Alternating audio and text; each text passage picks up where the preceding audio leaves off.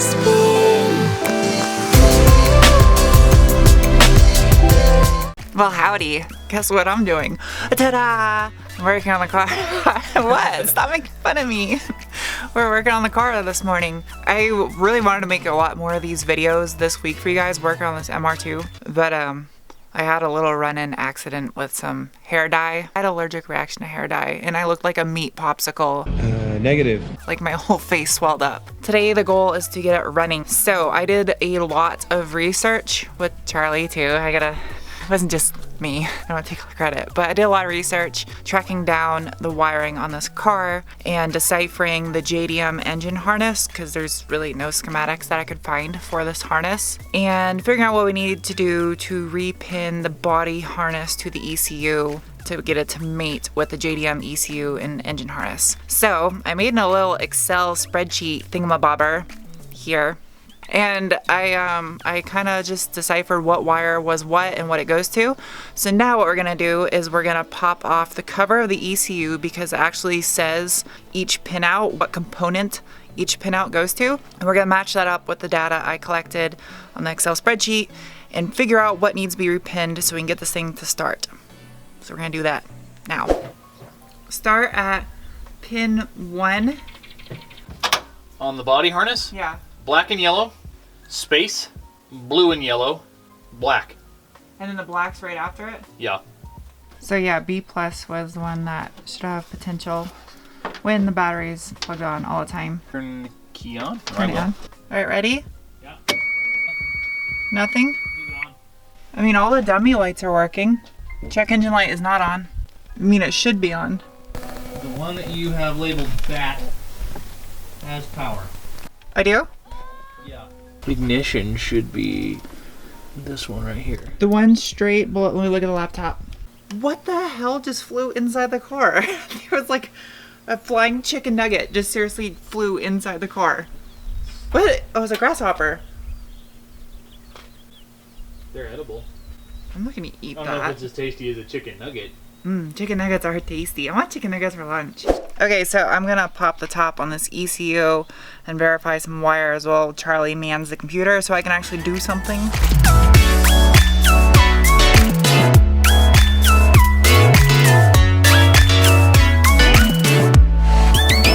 So if you guys can see here, the inside of the ECU, where's my finger? Where is my finger? There's my finger.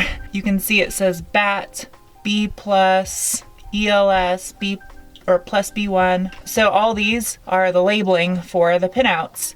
So now that we know what they are on the harness, we gotta match them up to this. This is what it should be. Starting from top right. Should be battery, ELS, blank. It says Don't know what that is. EBW? Okay. Then it's STP, Yep, W, yep. PSCT. Nope, it is FPR, fuel pump relay. Okay. This doesn't help us very much if what you have doesn't coincide with what this actually is. On a side note, I got these things at the gas station. The strawberries are weird. They're like space strawberries. Like, I don't know, look. It doesn't look like a strawberry. They taste like a rubbery strawberry that kind of has an odor of a fart. That just does not sound anywhere near appetizing. Rubbery fart strawberries. I don't remember what EA1 went to. It's the only connection from the engine harness, the only direct connection from the engine harness to the body harness. Really? Oh, should we want to look at it and see? Yeah, we need to wire it together. Found it in the engine bay. You did? Temp sensor. I found a harness right here that's not connected to anything, and it's got a bright pink wire on it, and I've never seen a baby pink wire on any of the other harnesses. Touch the pink wire, see if it beeps. I'm gonna touch your pink wire. Bright pink wire. Ready? Yep. See. Exhaust temp sensor. Okay, go to the other blue and black wire. Or I will. The other blue and black wire is for goes directly to the stock boost gauge. So this one will diag. I don't know why they had to cut all those. Like, there's no rhyme or reason to have that cut. Because this was supposed to plug into this. Oh. No go. Got you. So they clipped this off something. It plugs in, and they were in the process of wiring it up, or they wired up what they needed to.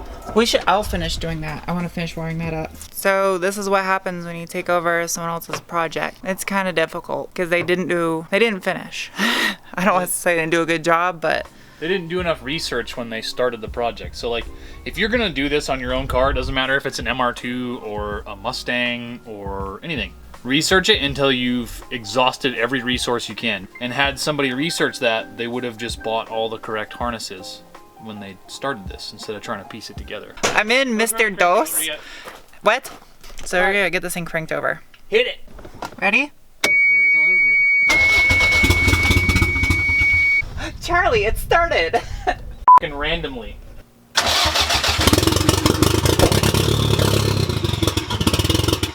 Try to keep it alive if you can. I was. Yay!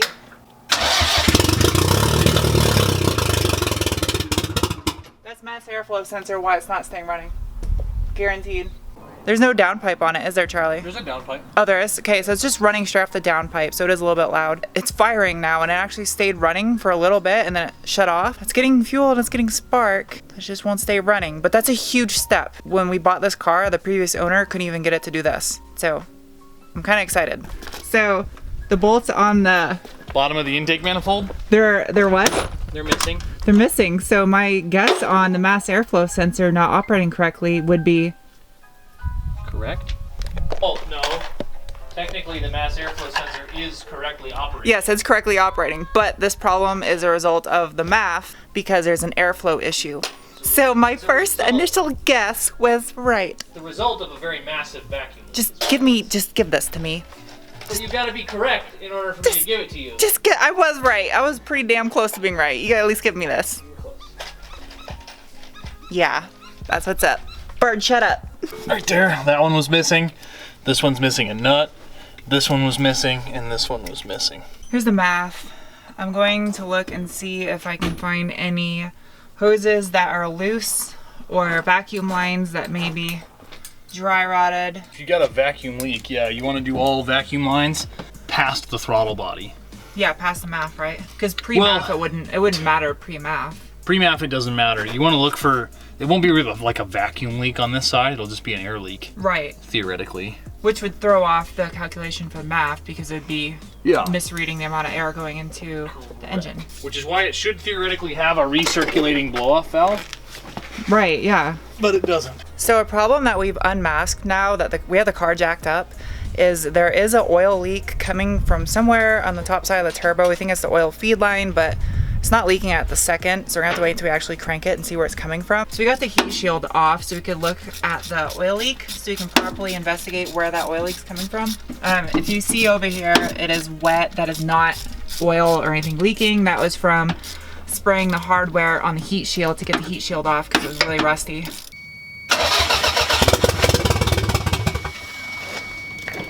You see where it came from? Why won't you roll? Because it has a broken caster because I ran it over with my service truck. Great. Where is the oil leak? Oh, it's up there. The turbo we thought was leaking from the line, which it looks like it's leaking from the line from below. Actually not. It's the turbo. The turbo is cracked. Where is it cracked, Charlie? The 2-bolt flange for the oil drain. I'd rather not have to buy a turbo. Dude, there's a butterfly. I'm not making it up. There's actually butterflies out here. I'm not making it up. A flutterby. There's a dragonfly now. So if we have to replace the turbo, this one has the CT26 turbo on it from the Gen 2. If we could put a CT20 on it from Gen 3 or a GT28 RS Disco Potato.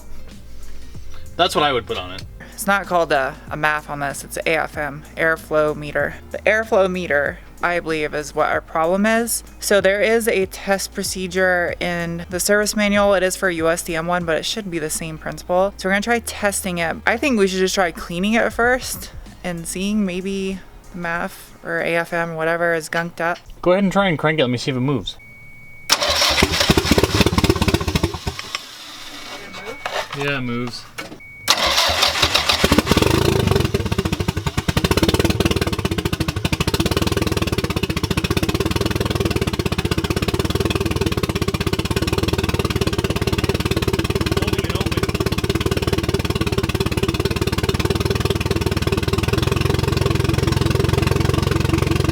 Hey Charlie, Yes. is your girl good at troubleshooting or is she not good at troubleshooting? It's pretty good. Although that was a guess. But it was my initial, right? My initial was the first thing I guessed. Air fuel meter. I'm kind of happy. So it is the AFM. The air fuel meter is the reason why this car is not staying running. So we need to fix that, clean that, whatever we can do, because they're impossible to source a new one unless you guys are watching and you have an airflow meter for a 3S GTE.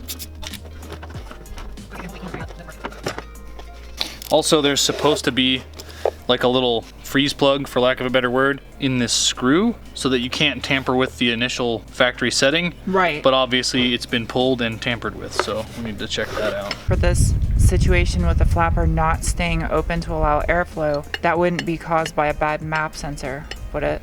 It could be a bad map sensor because we're getting the boost reading on the gauge that's like way off. Yeah. Wonder if the map sensor is still an NA map sensor. Yeah. What is the gauge showing? Max. The boost gauges? Yeah. So when I plug the map back in, now what does it show? Like 3/4 of the way up the gauge. I wonder if that map sensor is bad.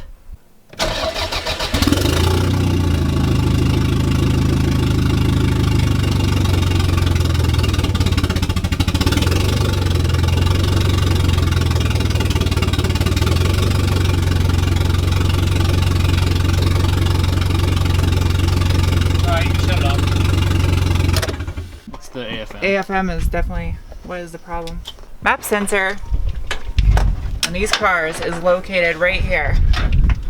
This guy right here, I checked the part number. The part number on this sensor is for a USDM non-turbo MR2. And this is a JDM 3S GTE. The part number on this one, the last three are 040. The one that we should have is 030. So we do know this is the wrong map sensor. As far as the MAF goes, we are going to do some swaptronics. We're gonna try a known good part, and if that fixes it, then yeah, I'll buy one. His buddy's gonna come over in a few hours and we're going to swap those parts over and see, because the car will stay running if we manually actuate the throttle. Burning back my legs. I gotta move. I want to do some more car reviews, and I have a car to review that I think you guys would be really excited about because it's not like anything anyone's ever reviewed before on a car channel, and I think it'd be pretty funny. I will see you guys soon with another video. If you're not subscribed, you should subscribe, and my social media links are everywhere. Say bye, Charlie. Bye. Bye.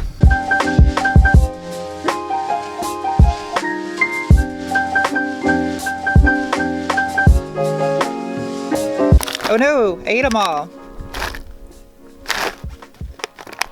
Oh, I didn't. There's one left.